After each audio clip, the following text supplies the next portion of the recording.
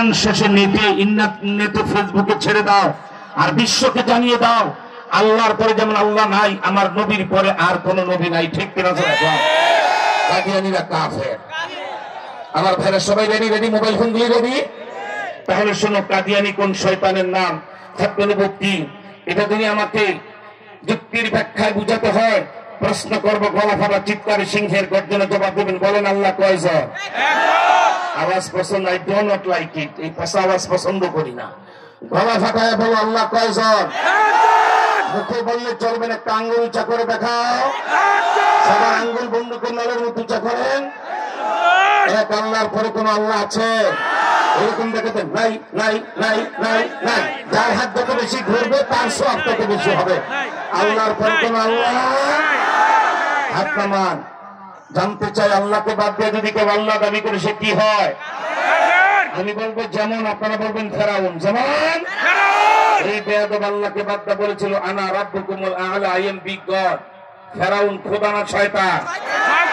এবার বুঝে বিশ্বনবী মানবতার মহানায়ক হেদায়েত দল ইমামুল মুরসালিন খাতামুল আম্বিয়া মুহাম্মদ সাল্লাল্লাহু আলাইহি ওয়াসাল্লামকে বাদ দিয়ে যদি কেউ বলে মুহাম্মদ সাল্লাল্লাহু আলাইহি ওয়াসাল্লাম শেষ নবী নয়, আমি শেষ নবী, সে মুসলমান না কাফের।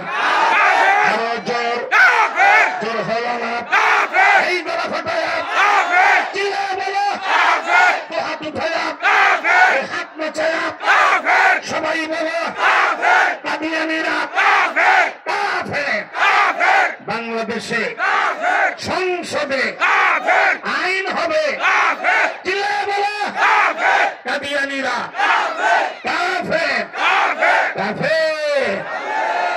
আপনাদের মন আনচান করে, হুজুর যাওয়ার পথে এত কষ্ট করে গেলেন, আর একটা মিনিটে যদি কাদিয়ানীর পরিচয়টা বলে দিতেন, আমরা নবীর শত্রু চিনতাম আর জিন্দা ধরে ধরে শায়েস্তা করতাম। ঠিক কিনা? তাহলে শোনো, কাদিয়ানী কোন শয়তানের নাম। মোবাইল ফোনগুলি সব ওপেন আছে, শোনো। কাদিয়ানী কোন শয়তানের নাম।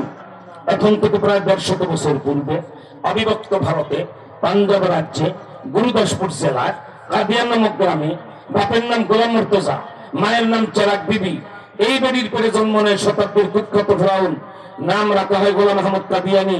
এই বেয়াদব এখন থেকে 100 বছর পূর্বে উর্দুতে একটা বই লেখে। ওলামায়ে কেরাম বইটার নাম মনে রাখবেন, এক গলতি কা ইজালা, পৃষ্ঠা নাম্বার 10। এই বইটার 10 নম্বর পৃষ্ঠা বেয়াদব কাদিয়ানী বলে, মোহাম্মদ আখিরি পয়গম্বর নেহি হ্যায়, मैं ही आखिरी पैगंबर हूं। মোহাম্মদ শেষ নবী নয়, আমি শেষ নবী। মানবেন? মানবেন? আমার ভাইরা, এখানেই শেষ নয়।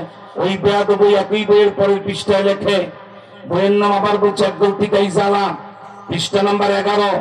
বেয়াদব লেখে, मैं মোহাম্মদ से बढ़कर नबी हूं, আমি মোহাম্মদের চেয়ে আরো বড় নবী।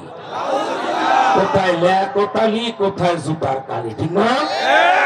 এবার এই ফজিলতের ব্যাপারে এক কথা বলবো না, হযরতের হাতে মাইক দিচ্ছি, ওনার বয়ান হবে, আজান হয়, নামাজে যাবেন, কিন্তু হাদিয়া দিয়ে যাই। একজন আলেম যদি প্রধানমন্ত্রী হয়, বাংলাদেশে 53 বছরে মুজিব জি, এরশাদ হাসিনা রাষ্ট্রপ্রধান বানিয়ে দেখেছো, ছাতাও পাও নাই। তাই এবার আওয়াজ ওঠা উচিত, মুজিব জি, এরশাদ হাসিনা দেখা শেষ, এবার আল ইসলামের বাংলাদেশ। ঠিক কিনা? স্লোগান অনেক জাতি দিয়েছ, এবার স্লোগান তৈরি করো, তোমার আমার ঠিকানা কোরআন হাদিস ওলামা। ঠিক কিনা? আমার ভাইরা, বাড়ির সামনে দেখাই আফগানিস্তান একজন আলেম প্রধানমন্ত্রী হয়েছে। ভাবতে কত আনন্দ লাগে। রাষ্ট্রের হেড অফ দ্য স্টেট, প্রধান নির্বাহী, আমিরুল মুমিনিন, প্রাইম মিনিস্টার, আবার তিনি প্রতিদিন 1.5-2 ঘন্টা বুখারী শরীফ পড়ান। কলজাটা ভরে যায় না শুনলে? আফগানিস্তানের কাবুলে ফার্সি ভাষায়। আমার জাতি বুঝবে না, তার বক্তব্যটা সবাই পড়া উচিত, যেহেতু তিনি আমিরুল মুমিনিন বর্তমান পৃথিবীর। ঠিক কিনা? অনেক কষ্ট করে তর্জমান দিয়ে বাংলা করে, আমি নিজে সম্পাদনা করে, বইটা এখানে নাই, এটা আছে, আফগান মাটি দুর্জয় ঘাটি। সেই বইটা 2.5 ঘন্টা সময় লাগে আপনাদের পড়তে। যে পড়বে সে জমানো ওমর হয়ে যাবে, সে ইন্ডিয়ার বিরুদ্ধে যুদ্ধ প্রস্তুতি নিয়ে ফেলবে ইনশাআল্লাহ। আমি